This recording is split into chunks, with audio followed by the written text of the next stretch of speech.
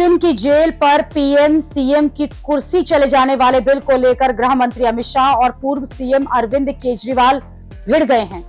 इस बिल को लाने के पीछे मोदी सरकार यही तर्क दे रही है कि अरविंद केजरीवाल जैसे नेता जेल जाने पर भी इस्तीफा नहीं देते, इसलिए ही इस तरीके का बिल लाना पड़ रहा है। विपक्ष वाले पूछते हैं क्या जरूरत है ये बिल की। मैं आज कहने आया हूं, डीएमके के वरिष्ठ मंत्री के पोनमुडी जी और सेंथिल बालाजी 8-8 महीने तक जेल में रहे, इस्तीफा नहीं दिया। मुझे बताइए, जेल में रहकर सरकार चला सकते हैं क्या?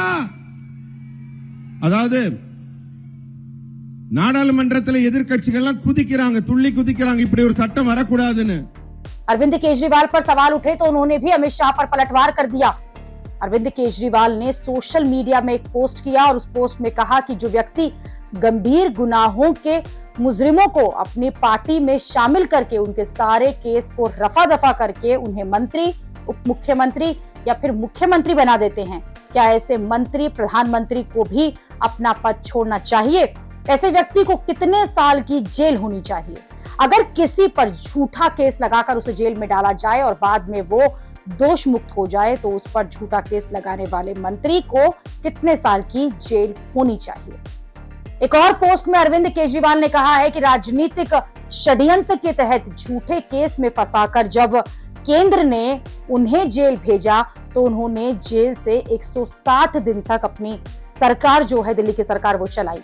पिछले 7 महीनों में दिल्ली की बीजेपी सरकार ने दिल्ली का ऐसा हाल कर दिया है कि आज दिल्ली वाले उस जेल वाली सरकार को ही याद कर रहे हैं। कम से कम जेल वाली सरकार के वक्त बिजली नहीं जाती थी, पानी आता था, अस्पतालों और मोहल्ला क्लिनिक में फ्री दवाइयां मिलती थी, फ्री टेस्ट होते थे।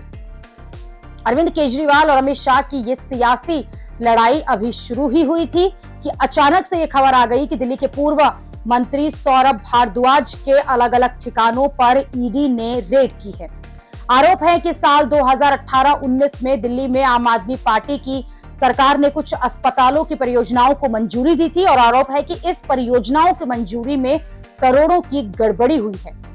सौरभ भारद्वाज पर हुई ईडी की ये रेड को लेकर अब अरविंद केजरीवाल ने कहा है कि मोदी सरकार द्वारा एजेंसी के दुरुपयोग का एक और मामला है। मोदी सरकार आम आदमी की पार्टी जो है उसके पीछे पड़ गई है। जिस तरह से आपको टारगेट किया जा रहा है ऐसे इतिहास में किसी पार्टी को नहीं किया गया। आम आदमी पार्टी के सांसद संजय सिंह ने आरोप लगाया कि कल से प्रधानमंत्री मोदी की डिग्री को लेकर जो देश भर में चर्चा हुई है, दरअसल उससे ध्यान भटकाने के लिए ही ये रेड की गई है। संजय सिंह ने दावा किया कि जिस दौरान कथित घोटाले की बात है उस दौरान तो सौरभ भारद्वाज दिल्ली के स्वास्थ्य मंत्री भी नहीं थे। ये सब कुछ आज क्यों हो रहा है अचानक?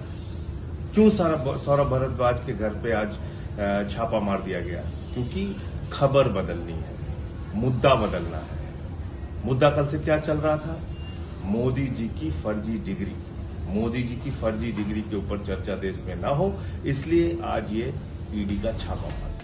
सौरभ भारद्वाज पर ईडी की रेड के बाद बीजेपी और आम आदमी पार्टी के बीच टकराव जो है फिर से बढ़ गया है। आम आदमी पार्टी फिर से मोदी सरकार पर ईडी और सीबीआई के दुरुपयोग का आरोप लगा रही है। हजारों करोड़ रुपया 13 हॉस्पिटल्स के नाम के ऊपर कंस्ट्रक्शन में घोटाला किया, इक्विपमेंट्स खरीदने में घोटाला किया। ये बड़ा घोटाला आम आदमी पार्टी ने अपने 10 साल के कार्यकाल में कहा।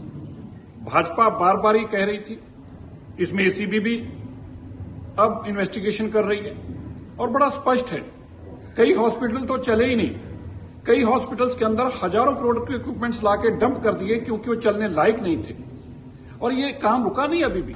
सौरभ भारद्वाज के घर पर यह रेड ऐसे वक्त में पड़ी है जब जेल जाने पर किसी नेता की कुर्सी छीनने वाले बिल को लेकर विपक्ष पहले ही मोदी सरकार से भिड़ा हुआ है और विपक्ष यही तर्क दे रहा है कि मोदी सरकार ईडी और सीबीआई का दुरुपयोग करके किसी मंत्री या फिर सीएम को जेल भिजवाकर विपक्ष की सरकार गिरवा देगी। और विपक्ष के इन आरोपों के बीच ही सौरभ भारद्वाज पर ईडी की ये रेड पड़ गई। इससे विपक्ष की मोदी सरकार को घेरने का एक और मौका मिल जाएगा।